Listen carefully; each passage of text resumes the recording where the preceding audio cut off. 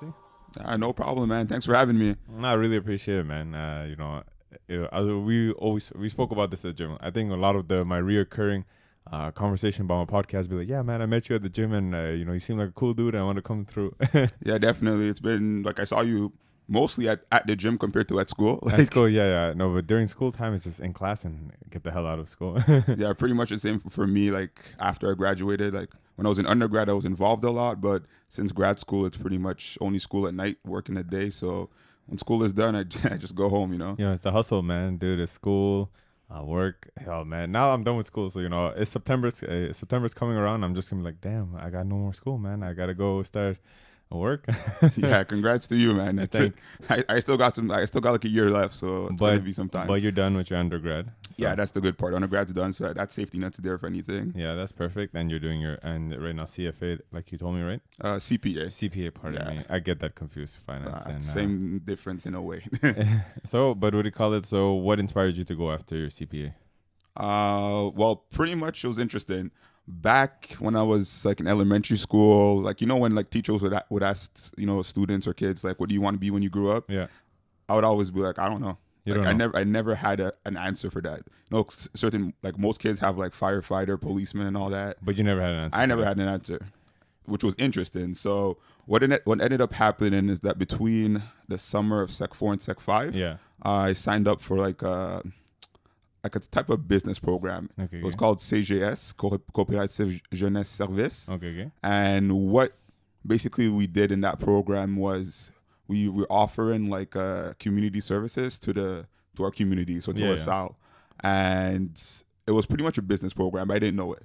And you just were signed up randomly, or it caught your pretty much interest? My parents signed me up. My mom, to be specific. I was supposed to find a job for that summer. I didn't end up finding a job. Yeah. So she was pretty upset, and so she just signed me up for this program. I need you to be productive this summer. Exactly. She's like, no, you can't just be like chilling, and I was notorious. Like I would chill a lot. Okay. I didn't really like do much except listen to music and just like chill with my friends and play video games. So she wanted me to be productive. So she signed me up for this, and at first I wasn't down. Yeah.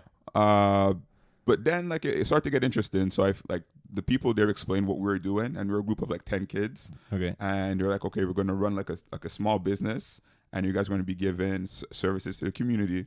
So like there was other members there, and we had to vote on who was going to be who. So I ended up being voted president. And was this amongst other kids your age, or like people older? All like 16 years old at the time, I think. Okay, nice. So you got voted president. Yeah, just like that. To everybody else, I guess, because certain people say I have a leadership quality. Yeah. Like I don't see myself, so I don't know, but I guess the other kids saw that as well. No, but you know what I mean? I don't know if it's douchey if we say we're like, yeah, we're leadership material, but you know what I mean? But when other people tell you, then like, okay, you just embrace it at that moment, right? Well, pretty much, exactly. Like, I'm not the type of person to think of myself like highly over other people. And then the same, exactly. Everyone's the same. So like when people like tell me certain things, I'm always like, yeah, okay, cool. Like I'm like Kendrick. I stay humble. You know what I'm saying? Yeah, exactly. Yeah, you gotta stay humble, man. That's it. When sometimes you lose sight of being humble, and then we elite. I feel like people get so high up at a point, and they lose their sight of being humble, and they just end up falling down, right? Exactly. So if you're humble, you have nowhere to fall down from. You're always the same person. It's pretty simple. If you're humble, you stay grounded, so you can't really fall from that high. Exactly. You're grounded already. See, that's perfect. I couldn't say it any better myself. But just to wrap up the story. So you became president. Yeah, you voted president. I got voted president by the other members. Yeah. And that was my first taste at business. Okay. So I had to deal with the marketing department, signing checks, finance, accounting, different things. So that was my first exposure to business in a practical way. Okay. And it was that summer I figured out like, yo, this business thing. It's interesting. Exactly. It's interesting. And I was like, oh, this is pretty cool. So then when I started Sec 5, there was another program. And it's pretty funny because this time, like, my mom didn't sign me up. Like, you signed up, you volunteered. I signed up myself because it sounded interesting. It was another business program. Yeah. And it would be basically at school. Like, I went to Cavalier de la Salle. Okay. And every school had this. So it's called Jeune Entreprise. And it's like an enterprise, like what? Entrepreneurship. Entrepreneurship, okay, yes. Exactly. So we all went to André Laurando. Yeah. And the people who were involved in the program, we sat down and we pretty much had to come up with a product this time. So like in the Okay. summer it was more of a service or services, Yeah. and in this program it was more of a product. So you went from the services to the product. So you're getting a taste of everything now. Exactly. So this one I signed up for myself because I was interested, Yeah. and basically we had to vote who was who again. Yeah. And I didn't want to be president again because I did it before. Yeah. I'm the type of person I want to do. You I try want to something new. Exactly. So I tried out for VP marketing. Yeah. It's pretty simple.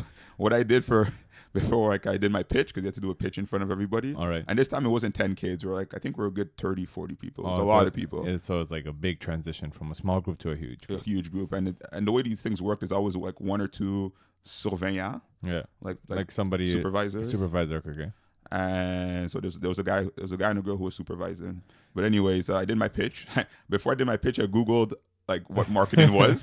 So the first thing I found, or the main thing I found, was the 4 P's. The 4 piece. I think it was place, price, product, and damn it, I can't remember the That last. place, I think promotion is the last one. Promotion, yeah, that's yeah. And so I did my pitch using that Okay. because I was like, And then how did it like the pitch? people liked it, so I got the position I wanted.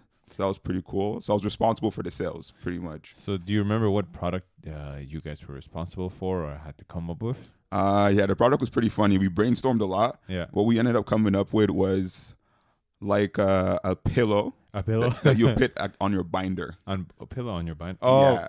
okay. No, it makes sense because a lot of times you fall asleep in class. And, you know, Exactly. a binder is really hard to sleep on. So exactly, when you rest on your binder, Yeah. like it's hard, right? So Yeah. what we did is that we came up with a way to put like a pillow over it. So like it really wrapped it around your binder. Like props to our operations guy, Yeah.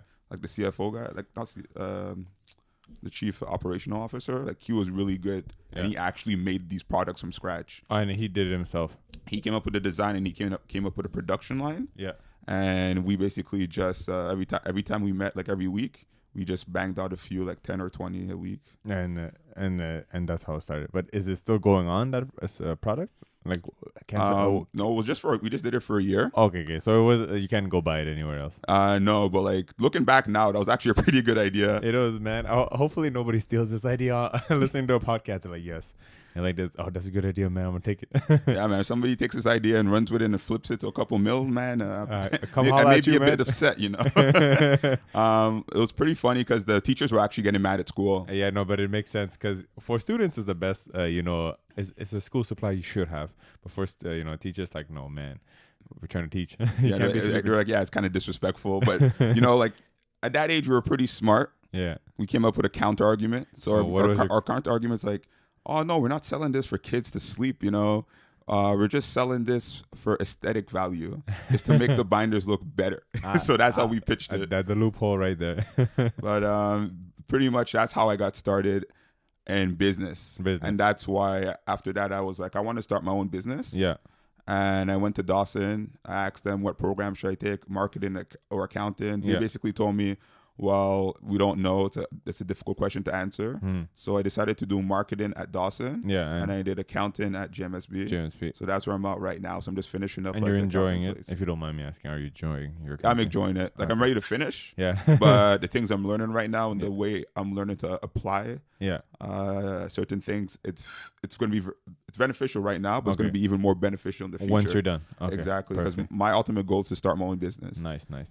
No, maybe I won't ask you what you want to start when you actually, so nobody takes your ideas. Yeah, I have a few ideas in mind, but I can't wait. Nothing's finalized. I can't wait till you actually start it, and then hopefully then I could have you back on and you share, the idea that you have at that time. Once you have all the legal work and everything done, so nobody could take your ideas. Yeah, definitely, man. Maybe I could, be one of your sponsors. Dude, I love that. See, you're already making me smile, man. Hey, man, you gotta play. You gotta play chess, not checkers. Exactly. No. So speaking about chess and checkers, so this is a funny transition to the fight last night, Mayweather versus McGregor. Oh yeah. Yeah. So a lot of people would call it, they're saying, no, man, McGregor got a chance. He has that punch and everything. But I was trying to explain to people, mixed martial arts and boxing are two different sports. You know what I mean? Yes, it's both combat sports, but it's two different. They're not the same. You can't compare it. It's like it goes to chess and checkers, right? It's different, exactly. Boxing is, you could say the same thing for mixed martial arts. It is a chess game, but but at that moment where McGregor coming into the boxing, it's a different game. You're not playing the same game that you were doing in the UFC. And it showed, like, yes, McGregor was landing, but if you watched the fight, you did, right? Yeah, I watched the entire fight. It was pretty funny because at first I wasn't going to watch it because I was like you, like I knew the difference between UFC and boxing. Yeah. Like I knew like McGregor pretty much didn't really have a chance. Like you never know what could happen. Exactly. You have the fighter's chance, but it's a 1% chance, right? It's very low, and if it is, it's not going to be like he planned it. It would be like a lucky hit that just like destroyed Mayweather. Yeah, exactly. But like I wasn't going to watch it, to be honest, at first. Okay. You weren't part of the hype. Like I wasn't part of the hype. I was just like, this is a money grab. Like I'm not really. I know Mayweather's going to win. But that was that thing in the back of my head. Maybe he won't. Yeah. So my friend called me up last minute. Yeah. I was actually at a pool party at one of my friend's house. Yeah. And he's like, yo, let's go watch the fight. And I was going to go home. And I was like, you know what? All right, let's go watch the fight. So we walked around a bit at different bars. Yeah. A lot of the bars were packed, but we ended up finding a bar. And we watched the fight from the beginning to the end. Okay. And like you said, it's you could tell that Mayweather was just playing around. Playing with him. If anybody ever watched Mayweather fight before, Mayweather is very defensive. You know what I mean? He's very defensive, and he has his guard up all the time. This fight, he did not fight the same way. And, from his interviews, he said, I really want to put on a show because the Pacquiao fight did not deliver what it was supposed to. Yeah, what the people wanted. Exactly, people wanted. And so you could see there Mayweather was not fighting his usual way. And he was playing games. And like, yes, McGregor was landing, props to him. You know what I mean? He came on the 0-0, came to fight Mayweather, but people think, oh yeah, man, McGregor was doing good. Like, yeah, he was doing good, but people don't understand. If you watch Mayweather fight, Mayweather always picks up the pace middle of the fight. Like he'll pick it up. He'll just, it seems like he's not trying or whatever. Boom, when he comes up, he's smart. He lets you get tired. He lets you get, and you're seeing exactly that was happening. And with this fight, it was super obvious by the 7th, 8th round. Yeah, McGregor was exhausted, and that's when Mayweather started to go in. Pop. He's like, all right, let's go now. Like the first 3 rounds, Mayweather wasn't really throwing punches. Yeah, and everyone, and you hear the commentators like, yo, what's Mayweather doing? Ring rust is playing a factor. 2 years of not fighting, but Mayweather, you have to give him so much credit. He's so smart, his camp and everyone. Very intelligent people. Maybe he might sound very douchey sometimes, that's why people hate on him, right? But to be fair, they both sound douchey, But they become humble at the, like, I feel like they're humble at the end of the fight where it counts, you have to promote it. Because I think if they're nice to each other the whole time, who the hell would want to go see that fight? Well, it's exactly like from like we were just discussing before. I've been doing business since I would say like it's like grade 10 or second 4, in high school. So when it comes to marketing, I understood what they're doing. They're playing characters. Exactly. They had to play characters to make people interested in the fight, and they had to sell the fact that maybe McGregor had a chance. Yeah, exactly. That is, and I think so I'm gonna be honest. I kind of think I fell for it a bit. Because I ended up betting $20 on just if McGregor, if he lands that punch, who knows? So I betted $20 on it, and like I was willing to lose that $20. If McGregor won, I cashed out. But what I regret last night, I ended up, I think I fell into the hype so much that McGregor will last 12 rounds. I didn't give Mayweather enough credit that he would finish him, right? So I ended up. You thought it was going to go the distance. I thought it was going to go the distance. I knew he was going to pick him apart. I knew Mayweather was going to pick him apart, win by decision, because most of his fights end in decision. Yeah. And nothing to shit on Mayweather. Just Mayweather. That's how he fights, right? And so play safe. Exactly. And so I gave him. I think I gave McGregor a bit more credit, and then I'm like, oh, you know what? I think he's going to survive 12 rounds. And I ended up betting $20 for Mayweather to win by decision. And, and if I won that, it would have balanced out.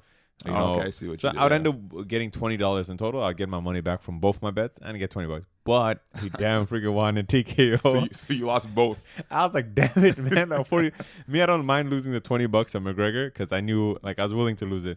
But the $20 on Mayweather, I'm like, damn it, man. It's like this. I ended up. That was a guarantee, That was a guarantee. I'm like, yo, it's gonna go 12 the distance, and because if I bet it on him just winning, I wouldn't have got paid anything. Like basically, that much, yeah. I think I get $23. Like, if I bet $20, I'd only get $3 back. Yeah, it's like it's nothing. It wasn't. I wasn't willing to risk it.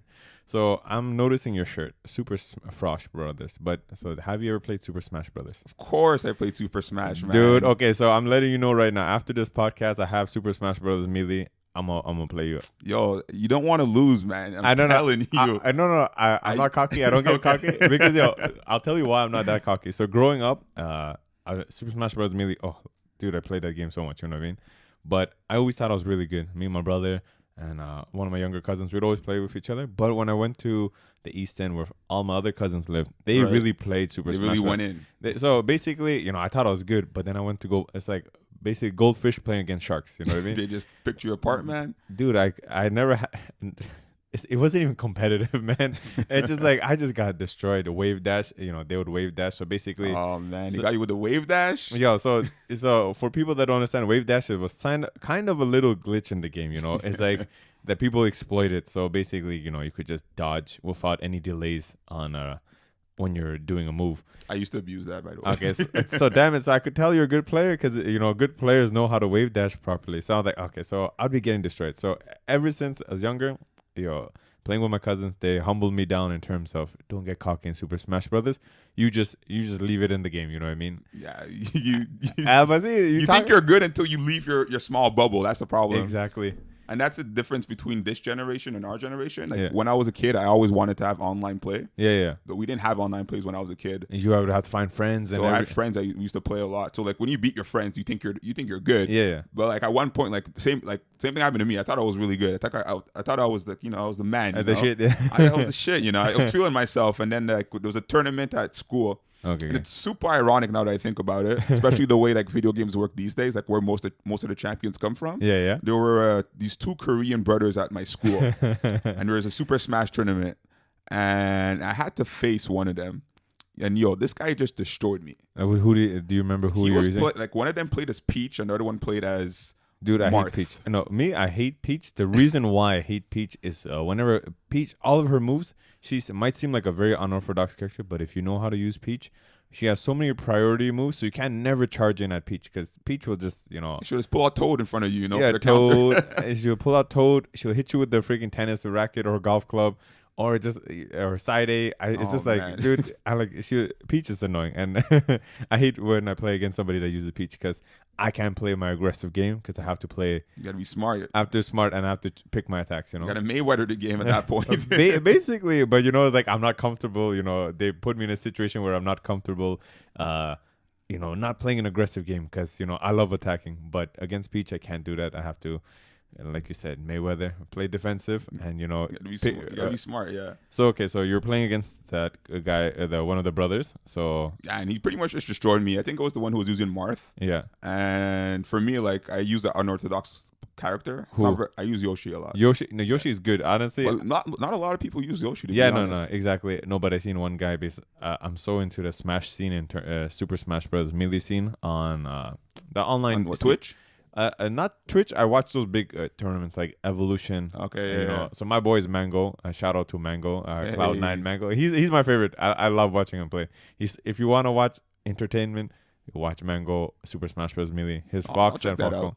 Okay, yeah. So you're saying you use Yoshi. Okay, so you're playing against his Marth. Playing with Yoshi, and he was playing with Marth, and he pretty much just picked me apart. Like he was on another level. Like I was pretty good, but he was just on another level, and it had to do with the fact that I was comfortable playing people in my circle because I knew how they played, so I could anticipate the way they played. Exactly. But when you play against somebody new, and especially if they're at the same level as you or at a higher level than you, then it's hard because they're doing things that you're not anticipating. Exactly. So you're pretty much making mistakes, and you're like, "Yo, what's going on?"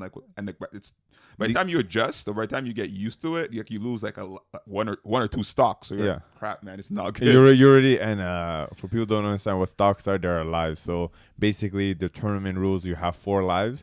And you just try to survive, not try to survive. You try to make sure you can knock your opponent out of the ring, and then and whoever is the last one remaining, you win.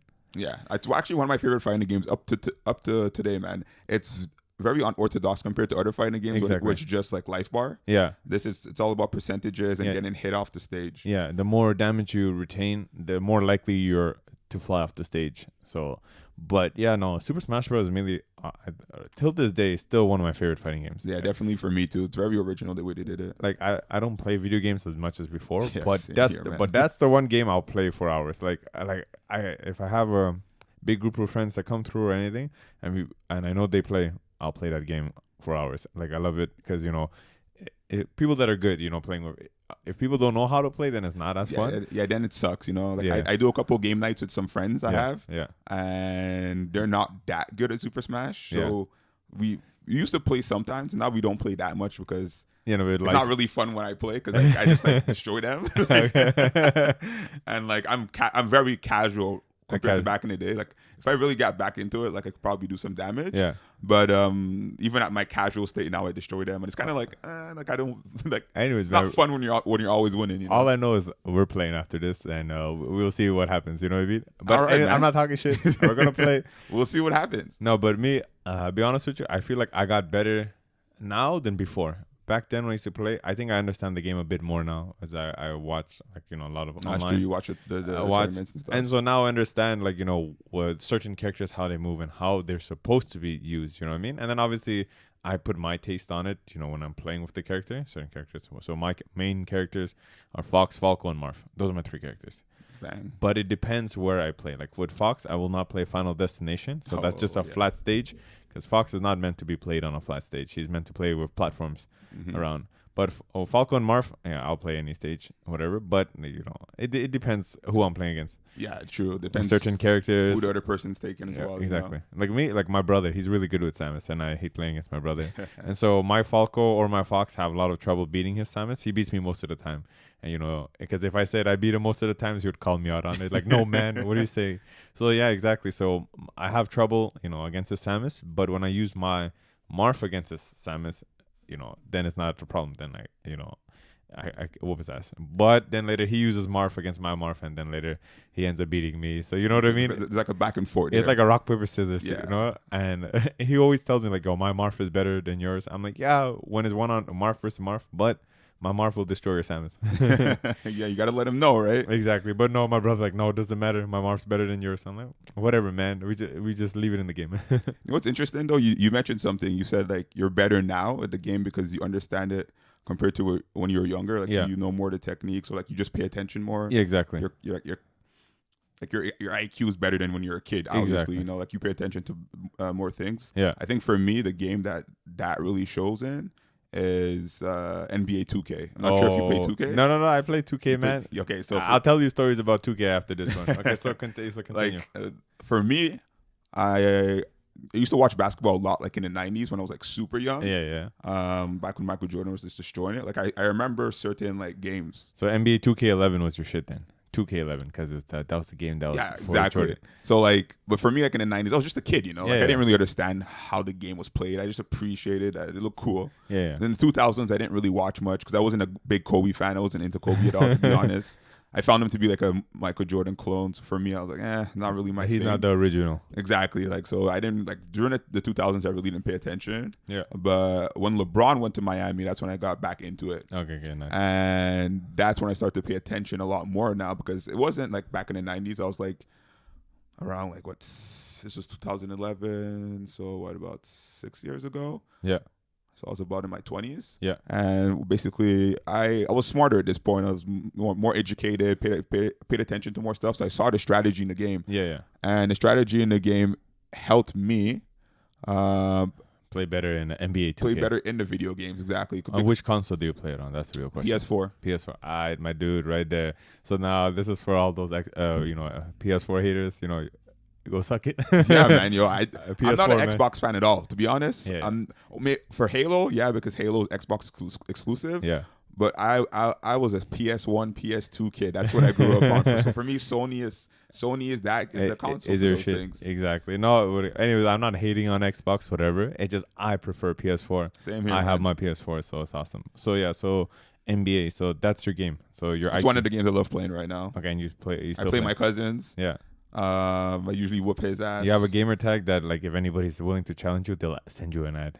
No, I actually don't have a gamer tag right now. Like I haven't been gaming at all, man. Okay, yeah, no, school and everything. It's cool, exactly. Anyways, when school's done, you know what I mean. I'm very casual right now. Casual, okay. Casual. I play once a week. Like when I go see my cousins, like play some 2K. Okay, But like back in the day, I used to play like 12 hours a day. You know, like easy. I think I miss those days, man. We Those can't are do great. that now. Like now we do it. Like damn, I was supposed to go to work. Like, oh snap! Look at that, 20 missed calls. You know, 20 missed calls exactly. Damn it, technology. But yeah, but I really appreciated video games back then. You know, we were talking about like Super Smash Brothers because you would have to have your friends come over, and the interaction there was better. Yes, I like online gaming in terms of, yes, you could play with other people and test your skills, but at the same time, you lose that sense of it. Like a lot of the games don't have local multiplayer no more. You know? it's like less intimate. Intimate, exactly. Like I love when my friends would come over. We would spend hours together, just having a good time, just playing games like Mario Party, Super Smash Mario Bros. Party, Dude, Mario Party 2. Like that, from all the Mario Party games, Mario Party 2 was my favorite one. Yeah, I love Mario Party. I used to legit have sleepovers. Yeah. And just go to Blockbuster, if anybody remembers Blockbuster. Yeah, now it's Netflix. Not the same company, guys, but yeah. And rent games, man. Especially rent Mario Party. Yeah. You used to play that heavy, man. Yo, dude, Mario Party. Oh, I remember it. Nintendo 64. Mario Party was so good. And what was the other game? Mario Kart. You used to play that as Mario well. Kart. I just went and picked up Mario Kart on the 3DS because I don't know. I just felt like playing Mario Kart. Hey, man, it's always a good time to play Mario Kart. You know, it's never a bad time. Exactly. But yeah, man, dude, I miss that local multiplayer feel because now, like I said, most video games nowadays is all about online play. Online play, and you don't have to be in the same room, and everyone's a troll online. You're like, fuck you, man, you suck. Like, I'm sorry if I swear a lot of people. But yeah, no, that's it. But like, but doing it with your friends, it was so fun. Like, exactly. I remember going to Videotron, or there's a local video game store near my house. We'd always go rent we would wait for the weekend, it was during elementary school days. We wait for the weekend, we go pick up the games, and all my friends would come over during the weekend, and we just play for hours, countless. I remember countless hours playing Mario Party or Super Mario 64. That was a great game. Yeah, throwback. Throwback. But no, one of my favorite Mario games was Mario Sunshine. That game was so underrated. It was original again. Like these games are very original. The way they do it. Like he was walking around with like the water jet pack and just like cleaning stuff up. Exactly. Dude, you're cleaning things, you know what I mean? And that was so fun. Yeah, you're doing your chores in the freaking game. Exactly, cleaning up all the mud. Not in real life, Like, oh, go do the dishes. No, I want to clean the city up in Mario Sunshine instead. Exactly. It's so funny. No, but yeah, no, video games now, I don't know, I get bored of video games easily now. Like, if I play, I thought it was I had this discussion with my cousin yesterday where I said video games now are, it's like too much. You have to DLC, you have to pay, downloadable content, and you don't get the Money full grabs. game. Exactly. That's what we're talking about. But like, I thought that was the only reason I don't like video games now. But the thing is, no, the creativity back then, video games were much funner. Or maybe it's just we made the most out of the the little thing. Nowadays we need everything in a game, you know what I mean? And then you lose sight of what the game was supposed to be. Like, let's say, good example is, I'm trying to think of a good game like Super Smash Bros. Melee, man. Like that game, there's no online play, but I could play that game for hours and hours. And, that's true. and it's just so fun. Like the newer Super Smash Brothers, I'm not that even like it's not as fun. Like the one on the Wii U that they made, the Super Smash Bros. Wii U. It's fun playing, but it doesn't keep my attention like how the old one did. Like it's different. The graphics are nice, but it's not the same. I'm not an expert, but from what I've heard is that Melee is more balanced compared to the newer games. They try balancing it, or with online updates and stuff, but it's not the same. I know they made Meta Knight overpowered, like the overpowered Meta Knight. That was in the other game. That was in Brawl, so right between the Wii U. Yeah, exactly. Yeah, they overpowered him, so he was banned from a lot of tournaments. No, man, but it sucks now because before, when they made the game, it's just they made it. You know what I mean? It's like there's no balancing at all. You just have to exploit each character, and you find out what it's the shit, like how to use that character. Exactly. But nowadays, like, let's say, like the new version, like the Super Smash Bros. Wii U, and they made it on the 3DS as well. There was a character I was using. His name was Greninja, and he was a frog ninja. He was a Pokemon, but he was so good. And when the game came out, he was so good. I loved playing with him. But all of a sudden, before any tournament play or anything, to really get him exploited, to see if he was really cheap or anything, like before that, they just nerfed him randomly. So what nerf means is they just made him shitty. Pretty much. they made him a really crappy character. I was like, oh my god, this was one of my favorite characters to use. Now he's just garbage. And and I know they're trying to balance the game, but they didn't even let him, get his time to shine on the tournament level where you know, people would play with him, but now nobody uses Do you him. know why they nerfed him? Like, was he No. overpowered somehow? He was really good character, but you know, it's just, you know, he was like, at least if they went on a tournament stage and then they exploited him, and you know, if you see he was really cheap, then I'd understand doing that. But they nerfed him before any big tournament happened. Like, That's crazy. and I was like, damn it, man. I was like, this okay, no more Greninja. And now I use my boy Cloud from Final Fantasy VII. They actually put him in the game. Hey.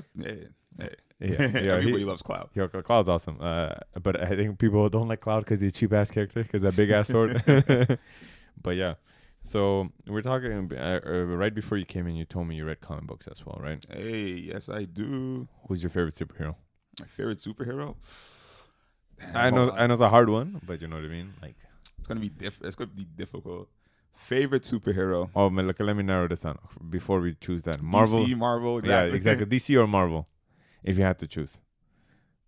Oh, you're hesitating, man. If you asked me, probably go DC, man. DC, yeah, man. DC. I like. And nothing against Marvel. You guys make good cinematic movies. Great movies. But in terms of like actual content, as you know, DC, man, DC delivers it hard. It's so good. Like I could talk about DC comics all day. Oh, same here, man. Like, going back to your question, my favorite to read is Batman. Batman, it's definitely Batman, just because of how interesting it is when you read Batman and like the villains that he has to face off against. They're pretty much all reflections of what he could have become if he like took the wrong path. Exactly. In a way, and that's why like I find the Joker is like one of the best villains ever created. Joker is one of the best villains ever, and I love the Joker. I love Batman. The Batman's my favorite superhero. I love him. And he has no superpowers. He has no superpowers, and he's just crazy. Smart. I think that's a relatable fact. But I feel like he's superhuman. Anyways, he's super smart. He has a crazy IQ. How he solves mysteries. He has money. He has resources and he has IQ. IQ, exactly. And you know, it's so funny how people can't figure out who Batman is. Yeah, I'm like, yo, bro, there's only like a handful of rich people who could afford all the gadgets that you see Batman with. You know? Exactly. No, but yeah, Batman's one of my favorite heroes, and I love Batman. Okay, so growing up, I was a huge Marvel fan because there's one specific show, Spider-Man, the animated series of the 1994. And this Spider-Man was the best Spider-Man ever. The animated series Spider-Man? Exactly. That was my favorite. That was superhero like series to watch. Yeah, it gives me the goosebumps talking about that show. You remember when Carnage showed up? Carnage, Venom. You had Daredevil. You had Daredevil. You had Blade. You had Doctor Strange on it. You had Captain America. You had Iron Man. You had the X-Men. You had everyone on that show. Yeah, did you have like the Spideyverse too at one point? Yeah, the Spideyverse, when all the Spider-Mans from all different universes. They kept going to like different universes. Yeah, dude, I actually went and rewatched the whole Spider-Man animated series when it came on Netflix. Is it on Netflix? It is on Netflix. Okay, I need to go check that out again. Like, dude, I remember a lot of episodes, but I still got to go see more episodes. No, exactly. No, I rewatch them. You know. Now I went and rewatched now I rewatched all of it at one point, and this is before like maybe beginning of university because I had more time, not anymore. But yeah, man, I rewatched it. I'm like, dude, the show was so good, dialogue was amazing, and I just really liked that character of Spider-Man. How that portray of Spider-Man, but then after that, all the new remakes, all the new TV shows, I can't get.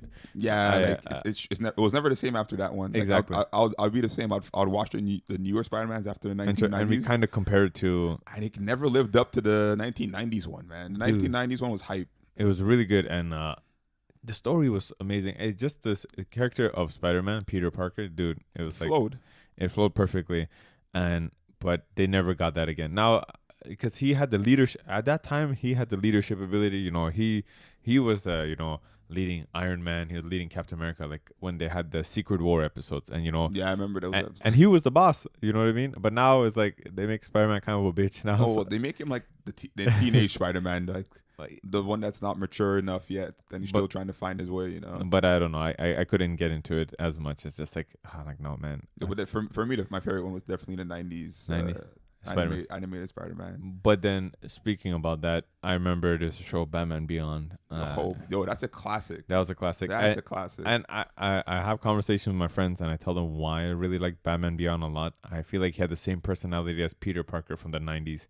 That's actually interesting. I never thought about that. Because if you go watch it, and it just happens, I compare it, and it's like they both had that sort of smart-ass personality, you know what I mean? Yeah. They're young, but smack while they're fighting. Exactly. And it was also, obviously, Batman, the Batman we know, Bruce Wayne, cool, calm, collective, But Batman Beyond, the character who played him was Terry McGinnis. That's who Batman Beyond was, and he was awesome. He had the same personality that Peter Parker that I knew, in the '90s. Had the same personality. That's why, I think, got along. That's why I enjoyed watching Batman Beyond. You know what I think? I think it's because, for me, like I said before, my favorite comic to read is Batman. Yeah. But my favorite, comic, I related to was, the Spider-Man. Back in the day, definitely. Because at that point, you're trying to find yourself as a teenager. You don't know who you are. And then you're watching, the 1990s animated series. Yeah. And it's the same thing. You're, Spider-Man's trying to find out who he is too, and what he wants to be, or what type of hero he wants to be. So it's very relatable. Yeah. Sort of like the X-Men, the 1990s X-Men.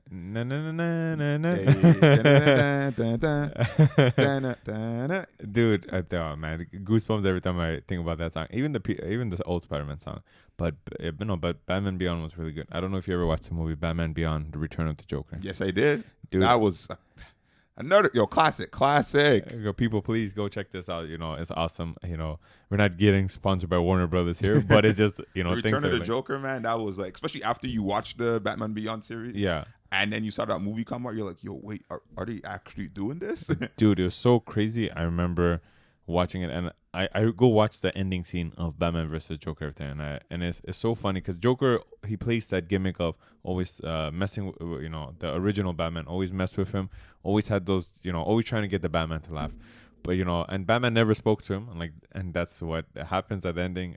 Batman Beyond, Terry's like, oh wait, Joker likes to talk, I like to talk, and then he just started fucking with the Joker, and nobody fucks with the Joker, you know what I mean? Exactly, everybody's scared of the Joker. And this guy, Terry McGinnis went and started messing around with the Joker. He's like this, oh, you didn't get a job as a rodeo clown, so you decided to become a supervillain? He's like, and they're like, yo, shut up, you don't know me, and they, just keep taunting him, It's using the Joker's tactics against him. Exactly. He's like this, what? Oh, I thought you always wanted to make the Batman laugh. Look, I'm laughing, ha ha ha. He's being very sarcastic, yeah. Dude, that was awesome. But there's so many good DC animated movies. Another one I loved was Under the Red Hood. I'm not gonna spoil anything for Under. That's definitely one you don't want to spoil for anybody. That reveal is heavy. Dude, it is freaking damn. I play a lot of emotions and. What about the Mr. Freeze one? Which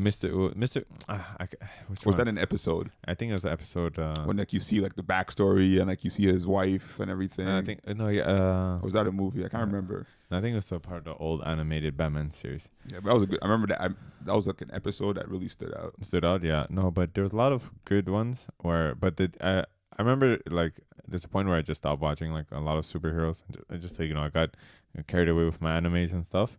But I remember Batman Under the Red Hood was one of the animated movies I just watched, and I was like, oh damn, DC's really dark. They really went dark. They went super dark with that movie, and it's it was a lot to handle, you know what I mean? I'm like, what? And this is the beginning of the movie, and it's just oh my god. And it's not really a spoiler because it's the beginning of the movie, but anyways, basically Joker beating Robin with a crowbar. Yeah, you're like, damn, dude. I'm like, and that's the beginning of the movie. Oh my god, what does the rest of the movie have to offer? I always remember when I was in high school, one of my teachers, he was a big comic book guy, and he was telling me, oh, there's 3 Robins. I'm like, what? I always thought there was one. I always thought there was oh no. Same here. Until I really paid attention, I was like, oh wait, there's more than one. More than one Robin. Because there's the Tim Drake. There's Jason Todd. Yeah, Jason Todd. And then there's Dick Grayson original, and now there's a 4th one who is Batman's Damian Wayne. Yeah. I don't like Damian Wayne. Honestly, I just never gravitated towards his character. He's kind of a douchey Damian kid. Wayne character is it's hit and miss, sometimes. But I find him so douchey as shit. I'm like, come on, man. I'm like, you're supposed to be Bruce Wayne's son. Like, damn it, man. It's just. Yeah, he's very cocky. He's not like Batman at all. No, very exactly. Fighting wise, he's a pretty good martial artist, but morals and stuff is very different. Exactly. And but yeah, so Batman is one of your favorite characters, right? Or definitely. Okay. Because I find he has the best stories written about him. Exactly. Scott Snyder is amazing. Scott Snyder is on point. It's funny that you bring that up because I'm actually going to Fan Expo this week. Where is that being held? So Fan Expo is in Toronto. Oh, lucky you. It's the biggest I think biggest comic book / anime convention in North America. In North America or in Canada, I think. I think it's mostly Canada. Yeah. I think it's about on Saturday there's 10,000 people on Saturday. Oh, nice.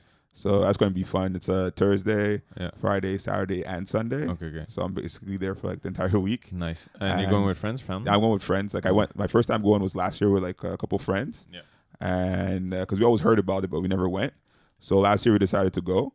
And then I was like, you know what? Like we should definitely do this. Like make it like a yearly thing because it's on Labor Day weekend. So everybody has like couple days off. Nice. So we just organized it for the last 2 years, and I can't wait to go again this week. It's gonna be fun. And did you meet Scott Snyder or no? Yeah. So what happens is that this year me and my friends, we have tickets to meet Scott Snyder, 1-on-1. Nice. And we get like we're allowed to have like 5 signatures. Dude, that's man. Now I'm jealous. Yeah. Like okay, can you sign a comic book for me? Oh yo, if you want something signed, just give me a few. Like I got 5. Give me like 2 comic books. I'll get them signed. Dude, if you get it done, dude, you're gonna be the best. No, I got you, man. I tell you, I got you. Yeah, I really appreciate that, man. Scott Snyder, dude, he's so amazing to write. His stories is like really, really good. I like he usually is hard when like say a universe is already established and you already have like Batman has a huge rogue gallery of villains already, right? He has history, exactly. But Scott Snyder was able to create a new a new villain from the Court of Owls. That was one of the best stories written. It is so good. It was the Court of Owls and the Night of Owls, which was like 2 volumes, but like 60 so like 12 issues series. That was so good. That was a really good read, and I was missing out because I remember my friend got me into the rebirth. Okay, yeah. The new 52. Because I didn't know about the new 52 because I didn't. My friend got me into it. He's like, "Yo, they rebooted." I'm like, "What?" He's like, "Yeah, it's back to issue 1." I'm like, "What do you mean issue 1?" It was back to issue 1, but it kept the same fundamentals, so it didn't really restart origins for anybody right away. So it's just like Batman already had his origins established. It just they introduced new characters for him. And Court of Owls was an amazing story. Yeah, Court of Owls, it was so good that they actually included it in the Gotham series. Yeah. That they had for Batman on TV, which I remember watching it. Yeah. And I saw like the mask, and I was like, "Are you serious? They included this right away?" But I'm not. I think I'm a hater. I can't get into the Gotham show. I think I have too much DC embedded, too much Batman knowledge, and them introducing all these villains so early. You're like, bro. and none of these villains ever existed. They only existed because of Batman. They introduced the Penguin and all the I hear from my friends or my brother, they tell me about it, but I'm like, yo, even the Joker, there's like glimpses of who the Joker is supposed to be, but. Yeah. Dude, the Joker doesn't exist without Batman. It's like they're the yin and the yang. Like it's pretty much. I'm not sure if you remember what Batman Begins. Batman, yeah, dude. Do you remember how it ends? Yeah, that was awesome, man. Do you remember like the dialogue between Batman and Jim Gordon? Yeah, I remember the line specifically. Tell me. He's like, he goes like Jim Gordon goes to Batman. He's like, "Have you heard of escalation?" And then Batman's like just looking at him. He's like, "It means like if us the cops or." We start getting better firearms, they get better. If we start using like semi-automatics, and they'll start using automatics. And he's like, okay, what's your point? He's like, well, if somebody starts dressing up as a bat and fighting crime, then there's gonna have to be somebody who's gonna pretty much do the same thing, but from the opposite side. And then he like gives him the Joker card. And that stayed with me because it's right. Like he's right. The reason why these people start to pop up, these villains, is because Batman. They have to adapt. Around. Exactly, they have to adapt. Because now the environment is changing. You know what I mean? Yin and yang. You need both. Exactly. And I remember once at the gym, you told me about the balance. When something good happens, something bad has to happen to just balance it out, right? Yeah, the world has to be in balance. Exactly, because that's the whole the yin and the yang concept. It's awesome. You could apply it to anything. You know what I mean? A lot of good things will happen. Obviously you don't want bad things to happen. Bad things will happen just to keep you. I feel like just to keep you humble, just so your ego doesn't get in your way. You know what I mean? You don't get too. You don't believe too much in your own hype. Exactly, and you have to stay grounded. As soon as you start going up, you're gonna. It's good to envision yourself going really far. Obviously try to avoid all the bad things possible, but never lose sight of who you are. Right? Exactly. But you know what's funny? You know where I learned that yin and yang concept? Where? Jackie Chan Adventures. Oh, dude! Oh my God! That dude. I feel like this show is this podcast is all about throwbacks. Throwback, dude, man. Jackie Chan Adventures was one of the most awesome shows ever. Yes, it was great, man. Dude, it's funny with what do you call it? I remember growing up, I always thought the guy who was doing Jackie Chan's voice, the character Jackie Chan was actually Jackie Chan, but I realized it wasn't him when I got older. Like, damn. I'm like, my childhood is ruined. Oh man, yeah, I love that show because it was interesting the way the things they talked about. Like they talked about the balance, the yin and the yang. Yeah, with the tiger talisman. I remember exactly. I remember there was like one episode where they wanted to like somebody wanted to like kill the villain. Yeah, and then the uncle like he's like don't, and they're like why? He's like because the world has to be in balance.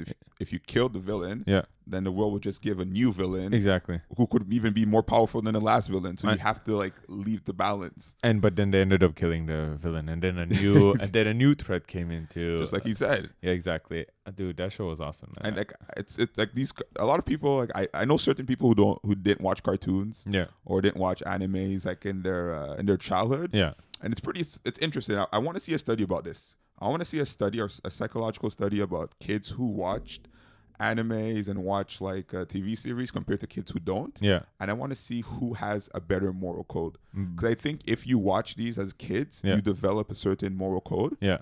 And the people I know who didn't watch these things, like these series growing up, I find their moral codes are a lot more flexible. Flexible, okay. Because I feel like they don't have a place to, check what happened, right? When we make decisions, because we're used to watching so many different cartoons or animation where we kind of have like a book in our head to give us the moral codes, instead of being flexible, because we sort of understand, we could compare it to something where exactly by reading or watching these shows, you see all these different situations and you see how they're resolved and you see the consequences when people don't do the right thing. Yeah. So you're kind of learning through them as well when you're reading. So you're learning, okay, what's right and wrong, and if you do the wrong thing, what could happen.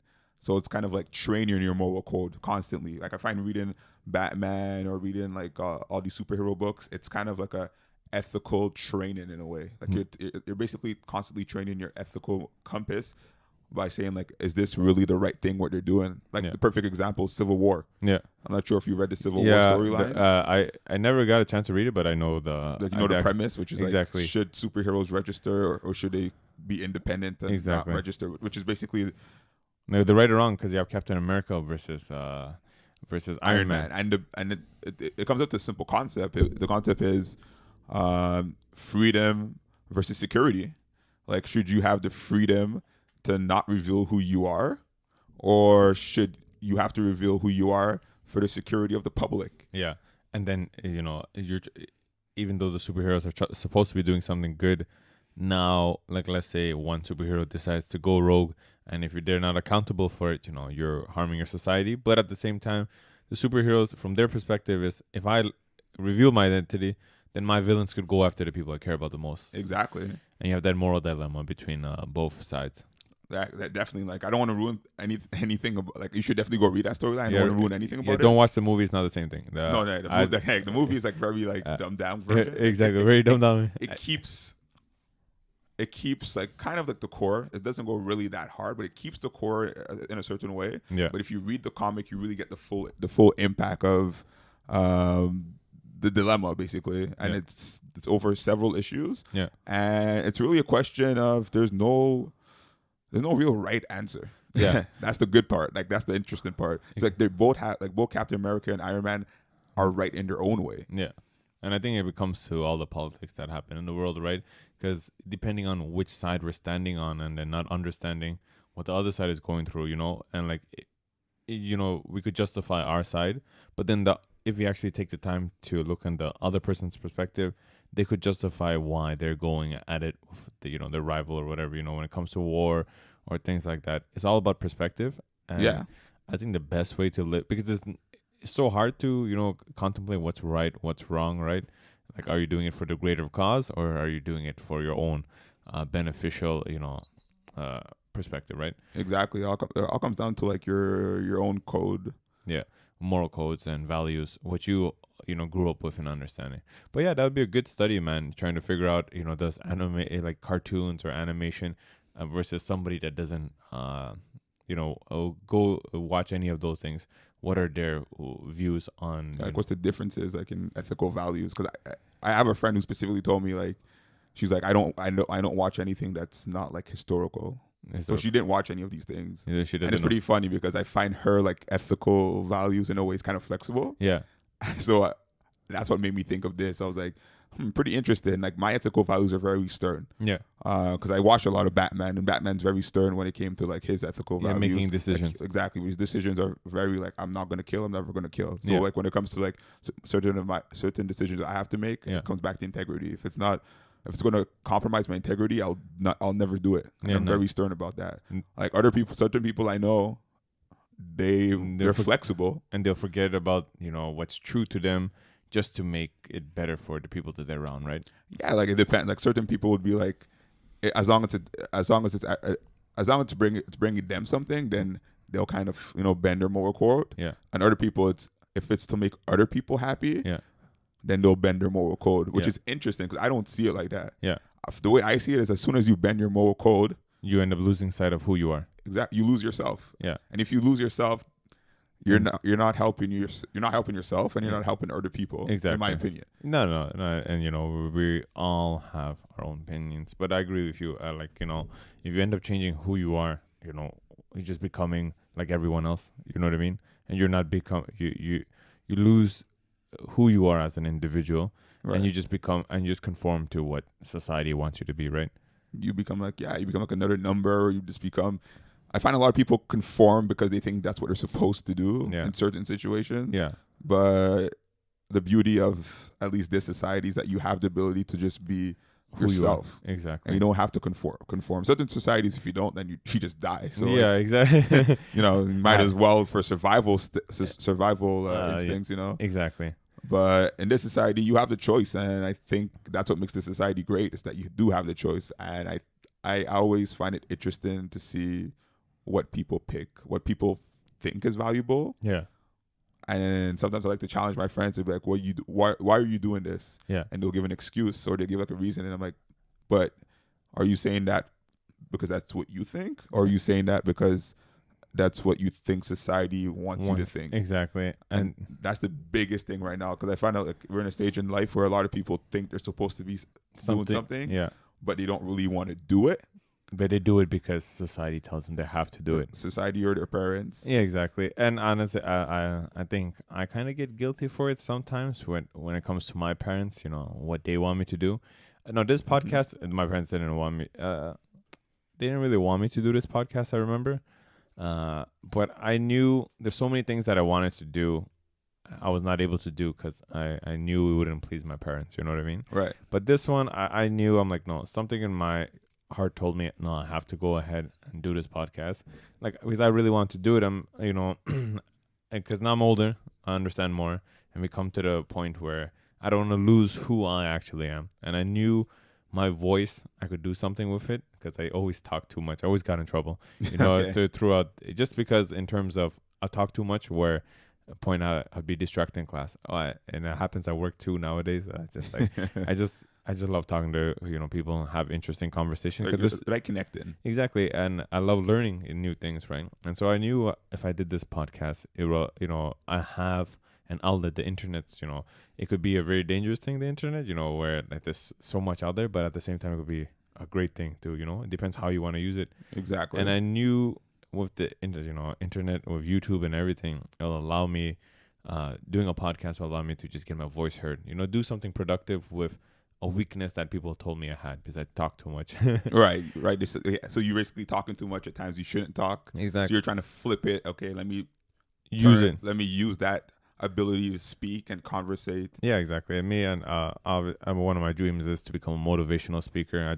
I love making people smile. It might be a cheesy thing from a lot of people, but right. I think that's what society programmed people to think. Yeah, man, you can't be happy, man. You have to be angry. Be productive, not happy. Exactly. You have to be productive.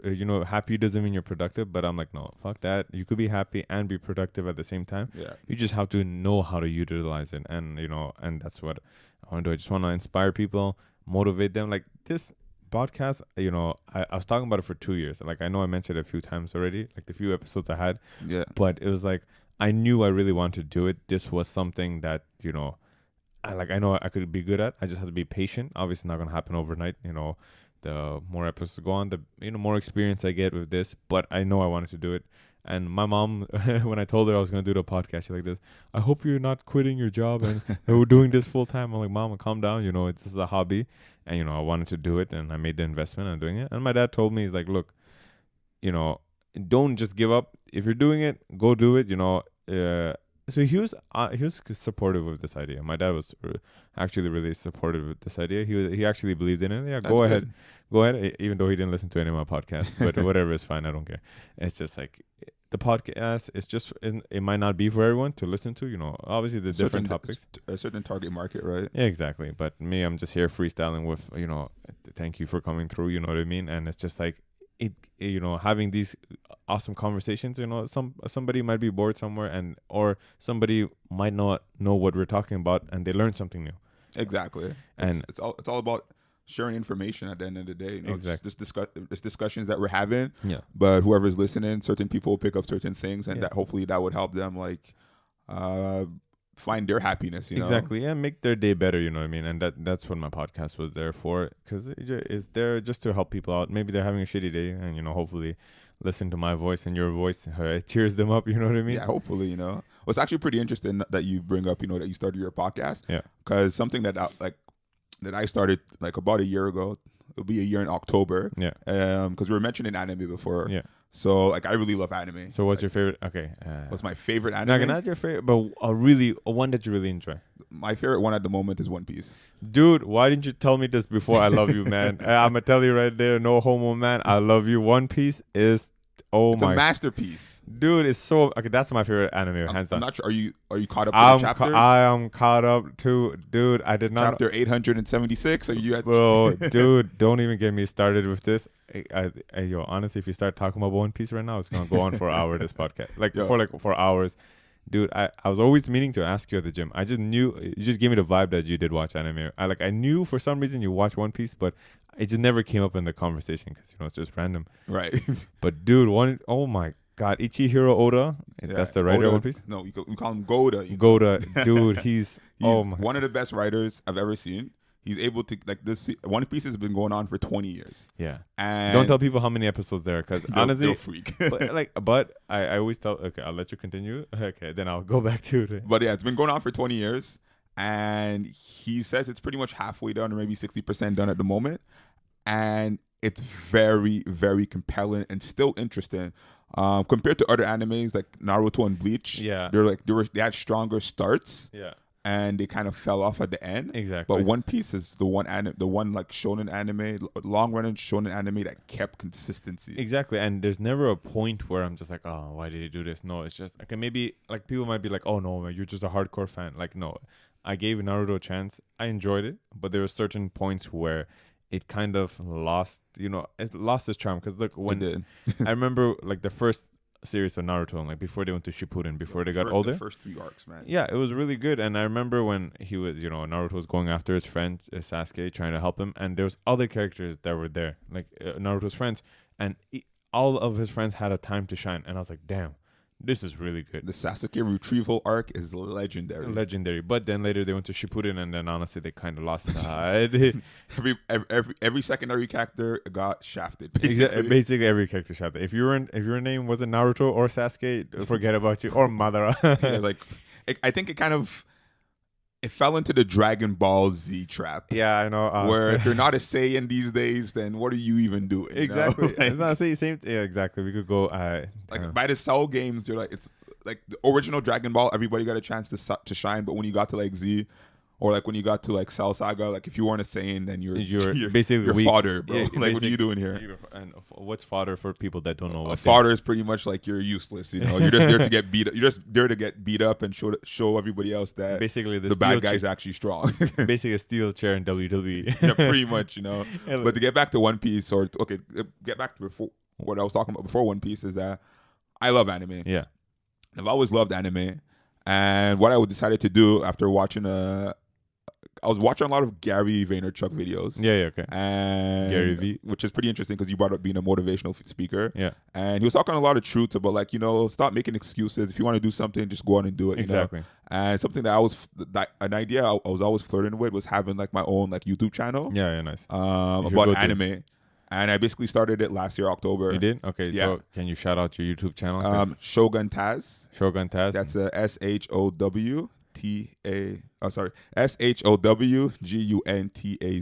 Show. like a show, ShowgunTaz. I'm gonna subscribe to your YouTube channel after You should this. definitely do it, man. Dude, I'm down, man. Okay, so right now I'm going over One Piece. So I'm at around chapter about 300. yeah, So I'm trying to catch up to the latest chapter. yeah. So I've been doing like videos nonstop, like for like a couple months. I took a couple breaks here and there for certain exams and work stuff as well. Exactly, but not excuses. It's just like life gets in the way. But like sometimes, but when life gets in your way, it's like you could either just stop doing it or you continue. As soon as when you have time, from what you're saying, you go do it right away, right? Exactly, and like I never regret it. Like right now, because like when you told me you started your podcast, that's how come I related, because I knew how it felt when I started my channel.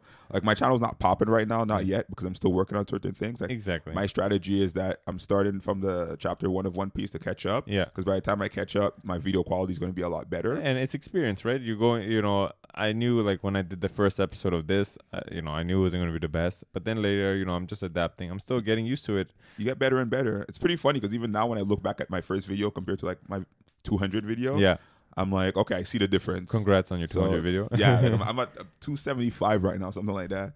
So I'm really trying to catch up. But like, it's pretty funny because I already have ideas of what I want to do, and I see like ways I could improve, like certain equipment too that I want to buy to make my videos better. So I'm like strategically planning, like, okay. Nice.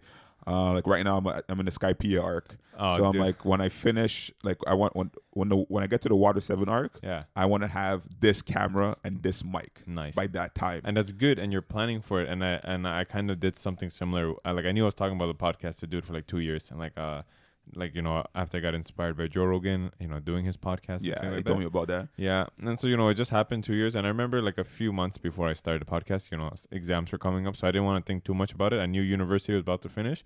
I knew as soon as it was done, I knew what I wanted to do. Like I was going to start this podcast, obviously work another job, but I knew I wanted to do a podcast.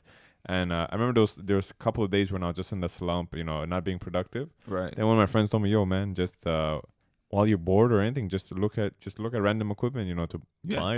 And then slowly, I took that time when I was in the slump just to be as productive as possible, and then to learn. Yeah, exactly. What you need, because that's very important to learn the equipment that you need. Like I love your setup right now. Your setup is like, for me, your setup is really dope. Thank you, man. I know it's in a small room, but but but the setup, like the mics you have and everything, like the program and like the little box you have here. Yeah, and like I had to be as I wanted to be as professional as possible. With the budget I had, try to make the best with what I have, right? Which is good. Like when I record my YouTube videos right now, it's just on my iPhone 6 with like a Beats by Dre as a microphone, not the best microphone. But what do you call it? When it's time, you're gonna, what I mean? Upgrade. And then you get to look back. At least you knew where you started from and where you got to, right? Exactly, because you just got to start. You got to start. I'm the type of guy, I never want to start something if I don't think it's perfect. Yeah. But at one point I was like, listen, if I don't start now, I'll never start. You don't know what will be. And the thing is, there's no such thing as perfect. You know what I mean? Exactly. And I think that's we sometimes get lost in the idea of what perfect is. Perfection, yeah. And then, I felt the same way. I'm like, yo, I don't want to start because I don't want to just record randomly without any proper equipment or things like that. And, like you said, just start. As soon as you start, you're just gonna start getting when you go to the gym, right? I give you an example. When you go to the gym, you're not gonna get buff overnight. Yeah, definitely not. You just have to start. Like you could keep thinking about getting buff, but you'll never get buff if you don't. If you never start, you never get there. But dude, man, One Piece, man, I seriously we're gonna become best friends after you told me. One Piece is my jam, dude. One Piece, okay, I freaking love One Piece. I could go on for One Piece hours and hours. I love One Piece. It's so awesome. I'll give you a great example. Like I watch a lot of other anime YouTubers, or like a lot of One Piece YouTubers as well. I like. Do you watch Roger's Base by any chance? Roger's Base, King of Lightning, Brago Diaz. No, I mean I've been watching a lot of Roger's Base. He's good. I watch a lot of Sawyer. Sawyer, yeah. But Chibi reviews. Yeah. There's a lot of great anime reviewers out there, but like I know one arc that a lot of people don't like. Yeah, was the Fishman Island arc. No, it's an arc a lot of people don't like because they don't like the main villain because they say the main villain was weak and he wasn't interested. Yeah. But I really love that arc.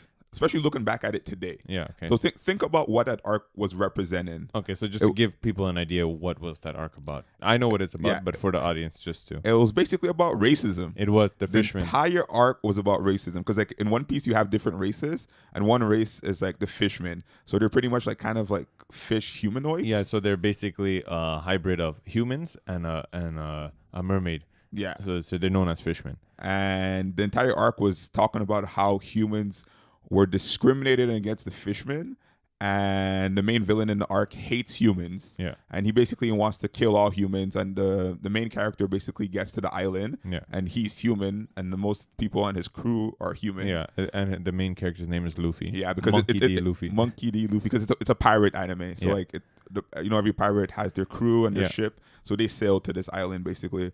And the entire time it was talking about racism. And if you think about what happened like in Charlottesville recently and everything, it's super relatable. Exactly. And the most powerful message that came out of that arc was at one point in the flashback, like the princess, the queen. Yeah, she was like, don't let the kids see the hate. Exactly. And you don't understand what she means at that point. Yeah. But later on in the story, this little spoiler, if you don't want to listen to the spoiler, don't listen.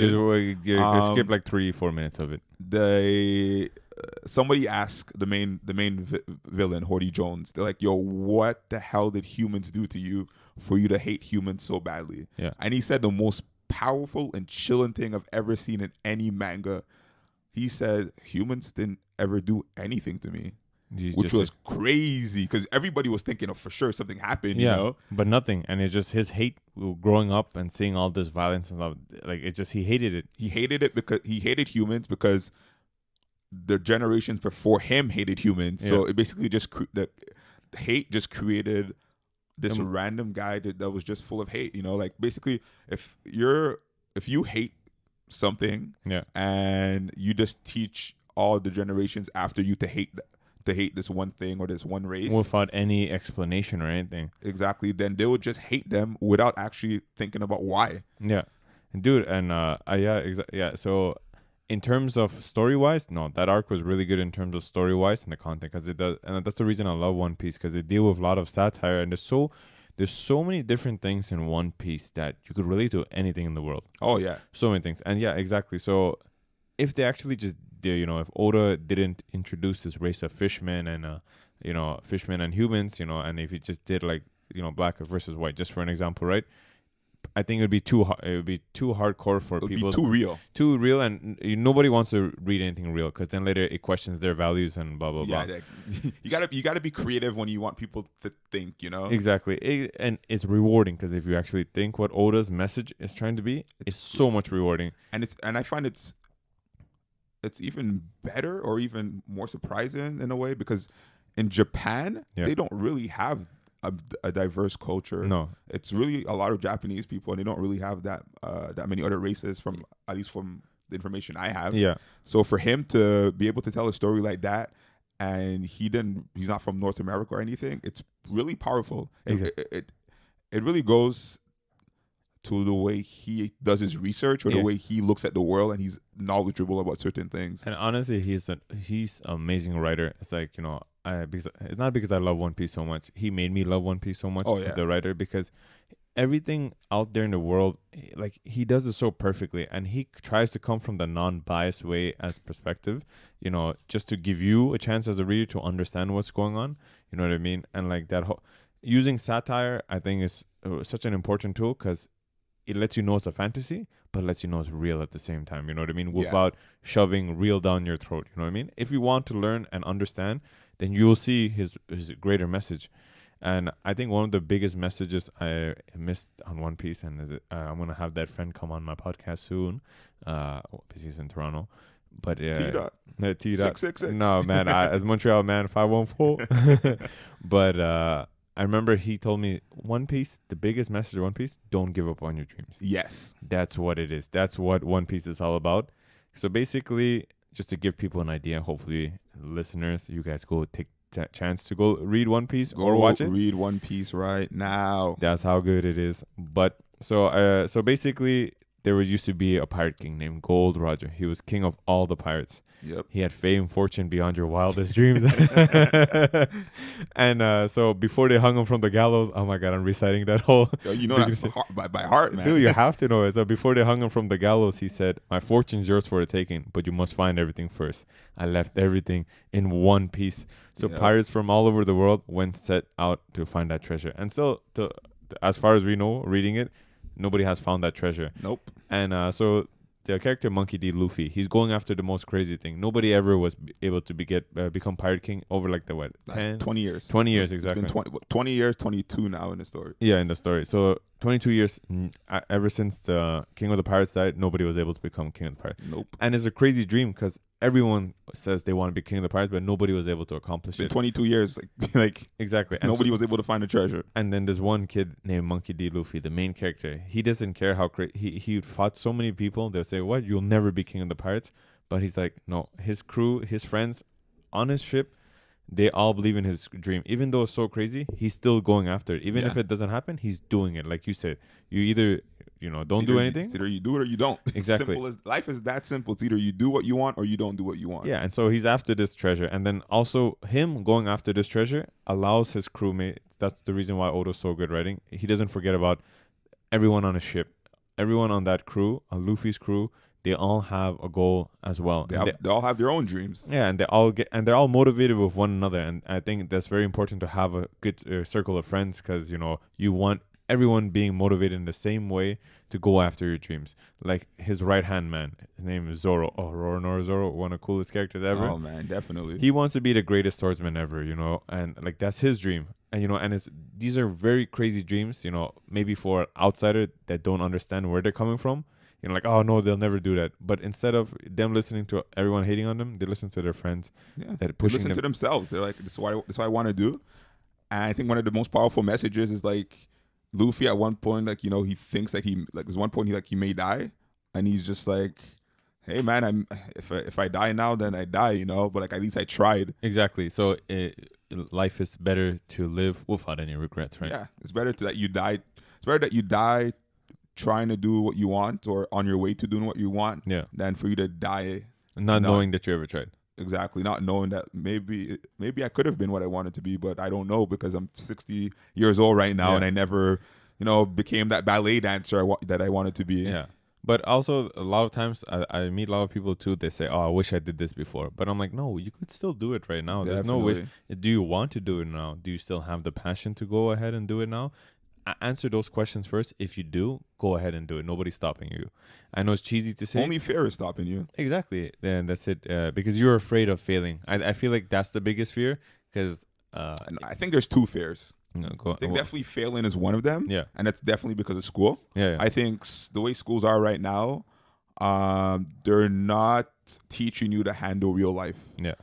Because at school, if you fail, you're kind of looked down upon. Yeah. And nobody really wants to fail. So you do everything you can not to fail. But in a way, life doesn't work like that. No. In life, you're going to fail a lot. But you have to learn how to stand back up. And you have to learn how to fail. And school kind of doesn't really teach you that. Yeah. Like it teaches you like if you failed, you're a loser and everybody else is better than you. Yeah. And you're going to be held back a year. So it's kind of like it doesn't prepare you to fail. Like school really prepares you not to fail. So when you go out and you fail, you feel like you're useless, but you shouldn't feel like that. But it's the conditioning that's kind of done wrong. Yeah, I know, any kind of conditioning your brain. But, then it becomes up to us. It gets hard because as kids, we get molded. And not all of us, think like how we do, right?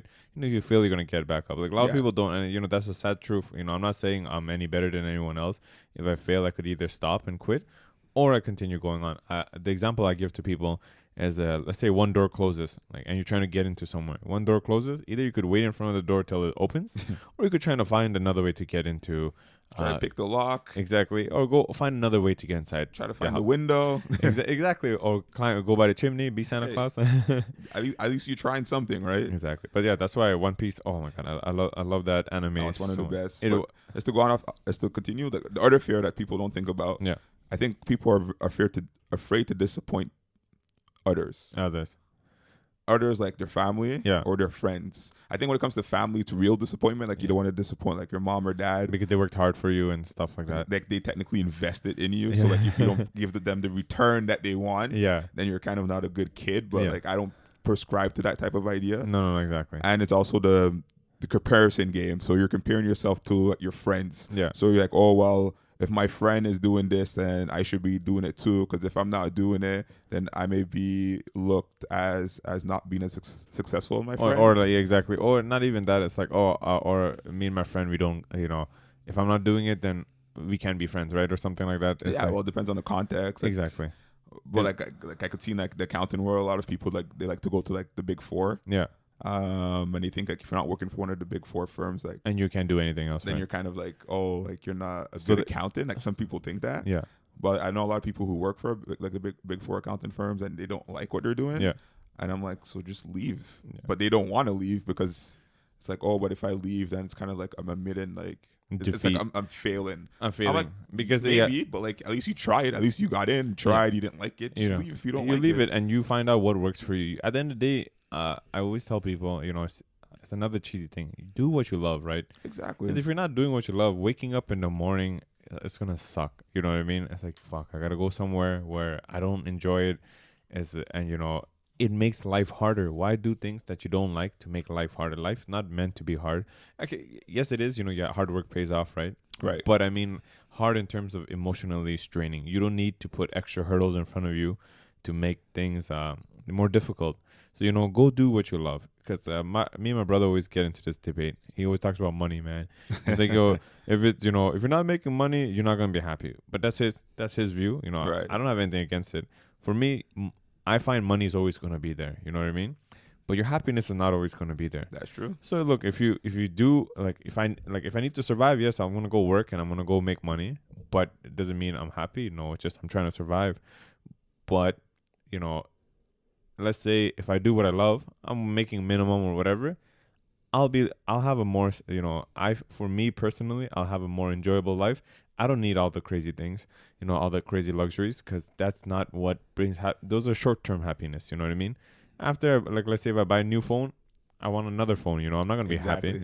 So it's a good example. You got your new phone, you're so hype. Yeah. And like a month later, you don't care. Exactly. Like, I bought the phone. Now I need another phone. You know what I mean? Like, it was a new phone just came out. Yeah, exactly. But I say do what you love, because every morning you want to wake up with a smile. You know what I mean? It's like, it's cheesy, but it's true. It makes you feel so much better being all positive and having this right, mindset. And, it makes life a bit more easier than than it should.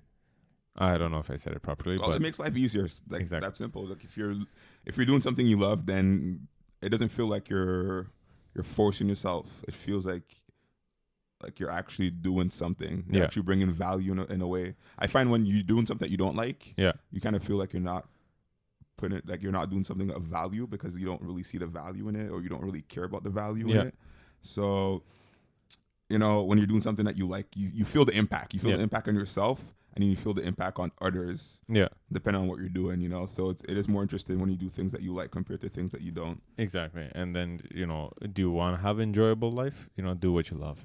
Yeah, exactly. If you want to be happy. Yeah. Just become the Pirate King. And become the Pirate King, king of the pirates. But no, man. So, with that being said, One Piece, dude, it's so good, man. That's one of the best series ever. So how did you get into One Piece? And I'll go with my story after. It's a sad story of the 4Kids dub. I think most of us, people in the North America, I think that's how we all got into it. It's a 4Kids dub. So, okay, this was funny. Before you continue, for what dub means is basically the Japanese translation and dubbed by English voices. Yeah, so like the original Japanese is obviously Japanese voices in Japanese, so we won't understand it as people who speak English. Yeah, but when it's dubbed, it means that there's English voice actors that do the voice acting in English, so and they try to understand. And they try to keep it as westernized on our side, because in the Japanese way, it's a lot more raw. Yeah, it's super raw. Like there's a lot of themes because like in the West, the difference is that animes are kind of targeted to like kids. Yeah. But in Japan, it's kind of targeted to everyone. I heard once. Yeah, it's basically everyone. Yeah. like it's teenagers, like people in their 50s, people in their 30s. Everybody like reads anime, reads manga, watches anime. But here it's kind of geared towards kids, so they kind of stick to that. So they kind of try to make it geared towards kids. Yeah, exactly. And that's what kind of killed the One Piece dub here with the 4Kids version, at least. Yeah, because there's one character named Sanji who would always be. He's always smoking. He's smoking in the Japanese, but in here in the West, in the English, replaced it with a lollipop. I was like, it never made sense to me till I watched the Japanese. Like, damn, it's like this is much cooler. So yeah, I was watching that, and it was interesting because I was coming off the Dragon Ball Z hype, you know. Okay, yeah. And I was watching some Naruto. Naruto was pretty hype, and I just randomly watched this thing called One Piece. Yeah. And the one thing about One Piece is that it starts slow. Yeah. You know, it starts very small scale. And I was kind of watching it, and I loved anime, so I gave it a chance because I love anime. I was like, oh, this looks kind of interesting. So I was watching it. I was like, oh, okay, it seems all right. I'm not too sure about it. But as soon as it got to the Baratie and the Zoro versus Mihawk fight. Yeah. So basically, it was Zoro versus, he was actually fighting against the best swordsman in the world. Yeah. And this is very early on. This is like super early, like within the first 50 chapters or 100, within the first 100. No, I know it was in 100. It was your first 50 chapters. I think so. Like around first 50, 60 chapters. Yeah. But yeah, about 50, 60 chapters. Like he actually finds the guy that he's trying to beat to become the best swordsman in the world. And it kind of throws you off because you're like, oh snap, he found the guy. And at this point, you think Zoro's a god because you saw him like just demolish everybody. Everyone else he was fighting. And he finds the guy, and then he finds Mihawk, and Mihawk's like, he's like, you want to fight me? And then you see Zoro's like, yeah, that's what I've been training for all my life. Yeah, I'm here to kill you. And then you see Mihawk kind of laughs. He's like people who are very strong swordsmen they usually don't want to fight me because they are able to see the gap between us. Yeah. So he's like, it's either you could actually beat me, or you're just foolish. And you're not even strong enough to see the difference. Yeah. So what ended up happening is that it was the latter. Like Zoro was actually foolish. Yeah. And Mihawk beat him not even with his main sword. He beat him with a little butter knife. Like even smaller than like a butter knife. Small knife, like kind of like a toenail clipper, to be honest. Yeah, basically, exactly. And he basically beat him, and he respected Zoro though, even though he beat him because Zoro didn't want to, like, he turned around instead of getting his back slashed. Yeah, and he's like this, I'd rather, like, I don't want no shame. He's like, a swordsman having a cut on their back is like it's shameful. Yeah. So he turns around and like shows his chest for Mihawk to deliver the final blow. So Mihawk kind of respects that, and he pulls out his actual like real sword, a giant sword, and he slashes Zoro with it, and like he cuts Zoro's chest and then like diagonal from like his shoulder to like his right shoulder to his left hip. Yeah. And it creates like a crazy scar in Zoro, and like everybody thinks that he may die from this. Yeah, he gets patched up and everything, but then we see one of the most powerful scenes in One Piece. We see Zoro's like, he's crying, he's all bloodied, and he puts his sword up into the air, and he promises Luffy, which is his captain, that he will never lose again, and that he will one day defeat Mihawk and become the best swordsman. So like he does a vow right there. Yeah. And that's what made me fall in love with One Piece. One Piece. So that's how you fell in love with One Piece. So we have kind of something similar in terms of how we both got into One Piece. I remember Dragon Ball Z just finished. I think GT just wrapped up. Dragon Ball Z. GT, okay, but we won't talk about GT. What Super? So anyways, so Dragon Ball Z GT wrapped up around that time. And so now on the Friday slot on YTV, it was at 8 o'clock, it would be Dragon Ball Z GT. But at this time now, since Dragon Ball was done, now One Piece came in its place. And I remember the first episode, it was Luffy versus Almeida. So it was a big fat lady.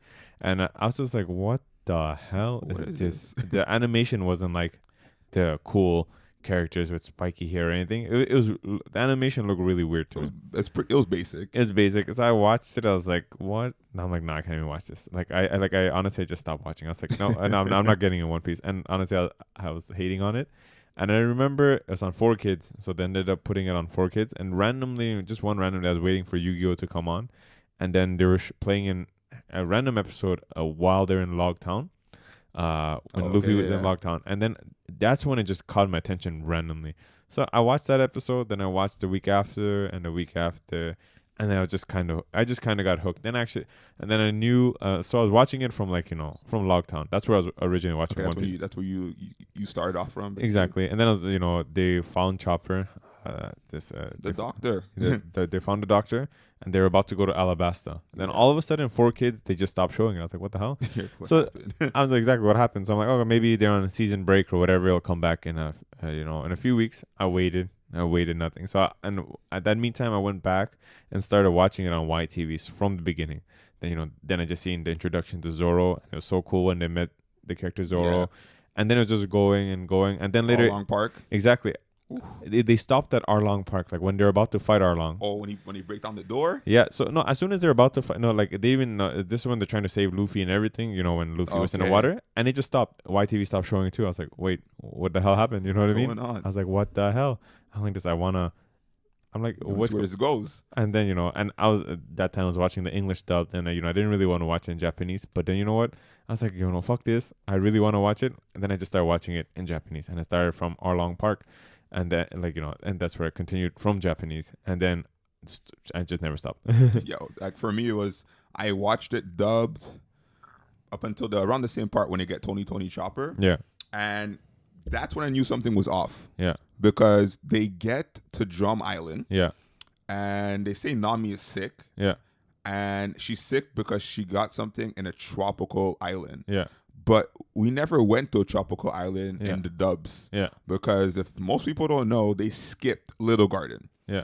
Which is crazy when you think about it now, because there's crazy ramifications later on. Yeah, and because they skipped Little Garden. Yeah, and the thing with Oda is, just for people, before I let you get back to it, it's just One Piece. If you see something, don't forget about it, and you'll never forget about it. Foreshadowing. It always foreshadows and always full circle, and that's what I love about One Piece. So go back to One Piece rewards its readers, its loyal readers. Yeah. So basically, it skipped like Little Garden, and that bugged me.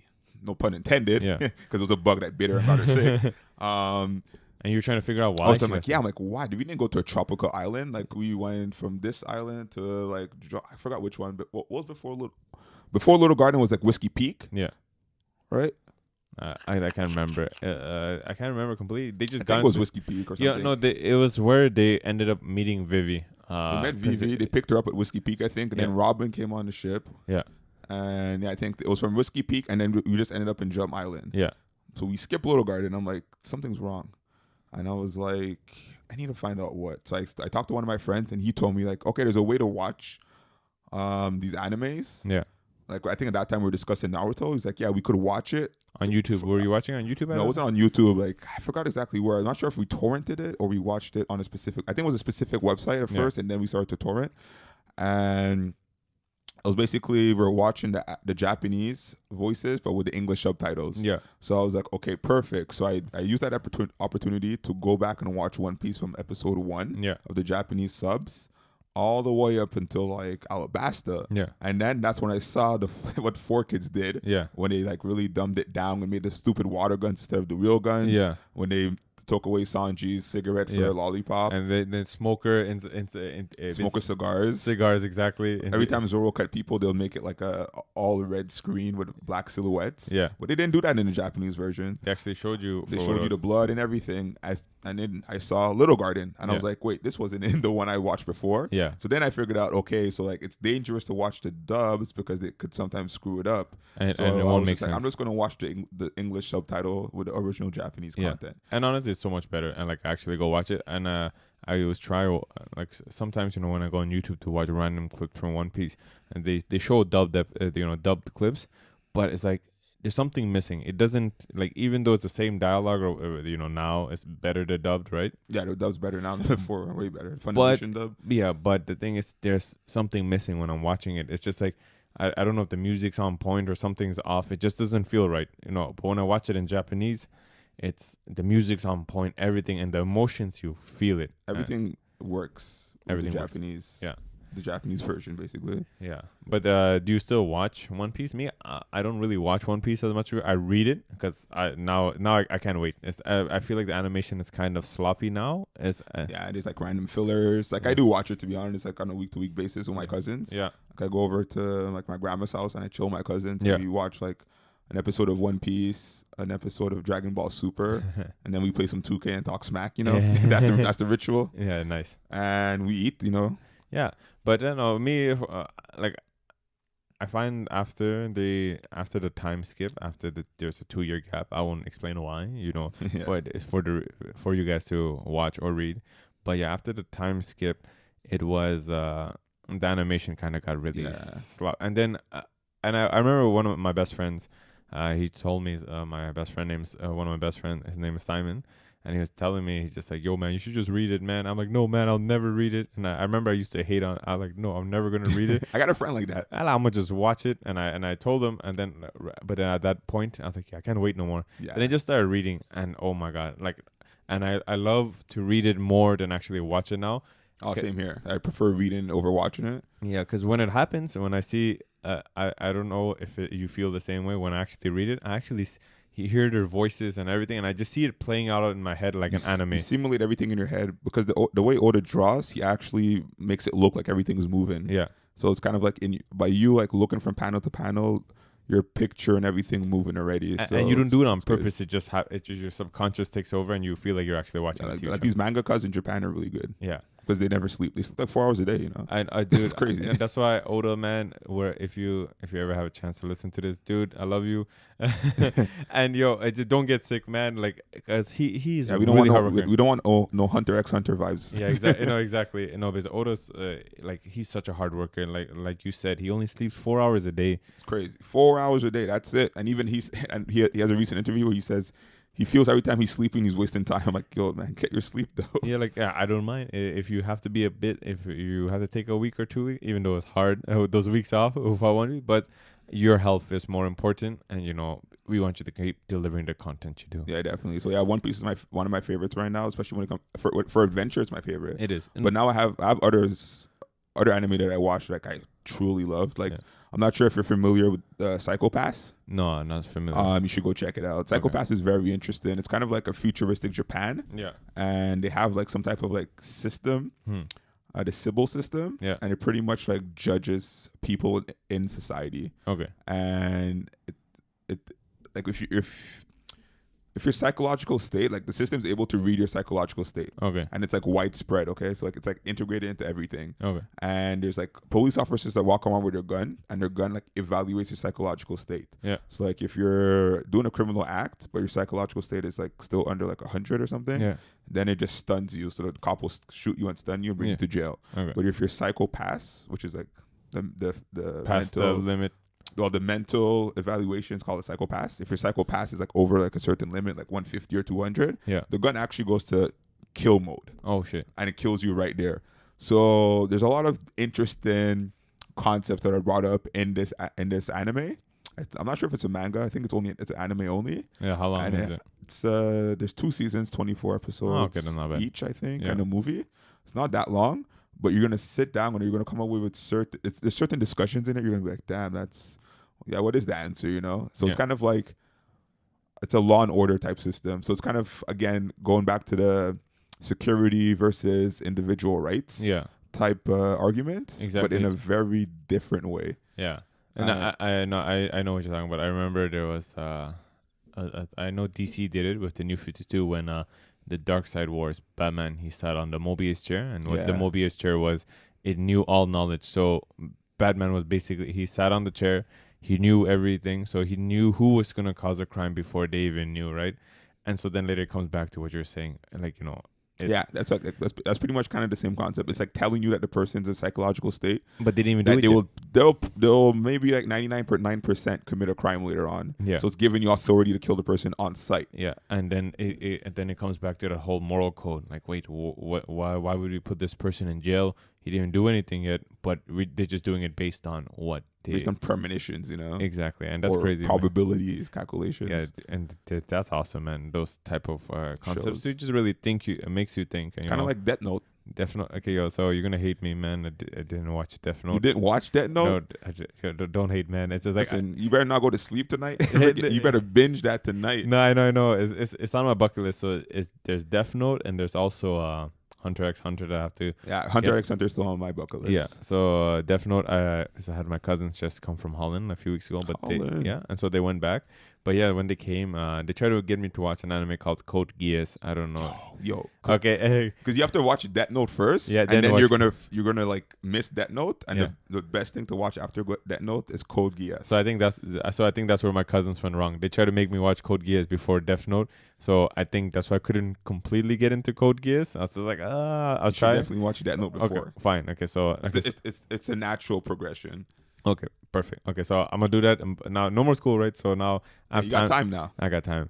So I feel like this is a good place to end the podcast. I really appreciate you coming through again, Tashi, man. Yeah, no problem, man. Yeah, I hope I didn't mispronounce your name, man. No, you got it. Okay. So thank you very much, and shout out your YouTube channel again. For Yeah, definitely follow me on ShowgunTaz, or sign up to my subscribe to ShowgunTaz. It's ShowgunTaz.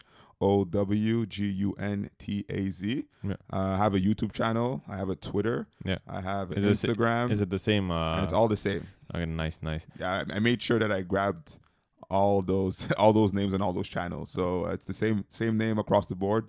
Just follow me, and you'll get to see what I'm doing. Like this upcoming weekend, I'm going to Fan Expo. So definitely follow me on Instagram, because I'm going to have a lot of pictures posted about the cosplays and different things that I'm definitely going to see there. So it's going to be pretty interesting. And definitely subscribe to my YouTube channel. I have a lot of content coming. I got a lot of cool things planned.